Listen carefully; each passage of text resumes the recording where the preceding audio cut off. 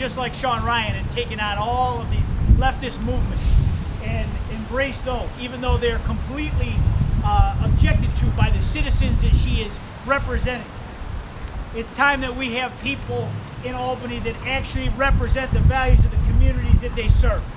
And Frank Smierciak will do just that if you give him the chance in November. He needs your vote. He will stand to repeal bail reform front and center. Ladies and gentlemen, Frank Smierciak. All right, good afternoon, everybody. My name is Frank Smierciak, and I am proud to be running for New York State Assembly to represent the 143rd Assembly District. I live right here in Lancaster, and I've been here all my life. The district covers Lancaster, Cheektowaga, Depew, and Sloan. I'd like to say loud and clear that I stand with law enforcement. More importantly, I stand with the law-abiding taxpayers of this district who are put at risk by my opponent, Monica Wallace. Here's what bail reform has done for us. It stripped judicial discretion, meaning judges have no ability to hold someone for non-bailable offenses. And it placed no restrictions on repeat offenders. Speaking of repeat offenders, right here locally during the first few weeks of bail reform, there was a case where Sarah Szymanski was caught by police and released 3 times in one day on appearance tickets over the course of 24 hours. First, Cheektowaga police first arrested her with criminal possession of a controlled substance, then she was released.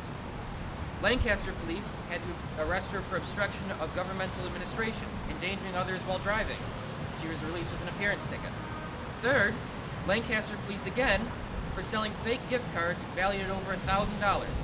This is a 4th-degree grand larceny and a felony. Then she was released on yet another appearance ticket. We have seen more violent cases that have happened throughout our state. We need to repeal bail reform. Monica Wallace's bail reform has put our community at risk.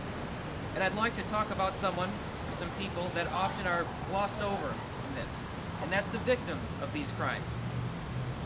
Because while my opponent would let criminals go free, what she also supports is the Evidence Discovery Act, which puts the victims at risk. It puts their personal information, their addresses, their households on display for the criminals, and the criminals themselves have the right to go to those houses and inspect the crime scene.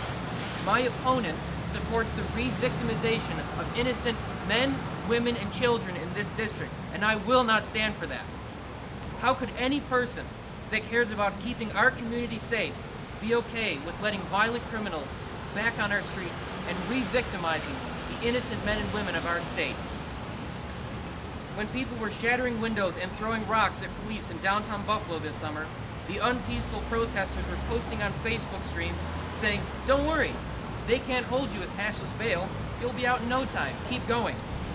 I want to see judges give back full discretion. That's where we need to start. I want to see police departments being fully funded. The idea that we should be defunding police is absolutely absurd. It has put countless lives in danger.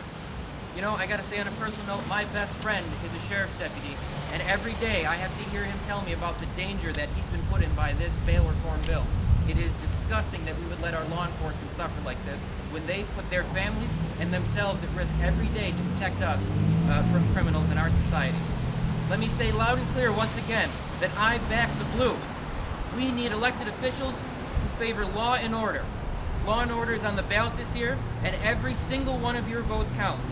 I am Frank Smierciak. Thank you, and I hope you will consider me this November.